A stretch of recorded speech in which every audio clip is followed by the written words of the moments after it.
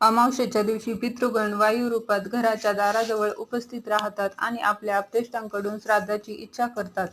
जोपर्यंत सूर्यास्त होत नाही तोपर्यंत ते तहानभुकेने व्याकुळ होऊन तेथेच उभे राहतात. सूर्यास्त झाल्यानंतर आपल्या लोकी निघून जातात. म्हणून अमावस्येच्या दिवशी प्रयत्नपूर्वक श्राद्ध अवश्य केले पाहिजे.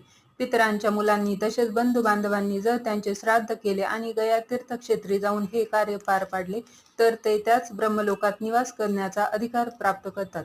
त्यांना कधीच तहान भूक लागत नाही. श्राद्ध केल्याने कुळात कोणी दुःखी राहत नाही. पितरांची पूजा करून मनुष्य आयुष्य, पुत्र, यश, स्वर्ग, कीर्ती, बल, श्री, पशु, सुख आणि धनधान्य प्राप्त करतो. पितृकार्याला विशेष महत्त्व आहे. देवतांच्या आधी पितरांना प्रसन्न करणे अधिक कल्याणकारी आहे. वरील माहिती कशी वाटली अवश्य लाईक करा, शेअर करा आणि चॅनलला सबस्क्राईब करा. श्री स्वामी समर्थ.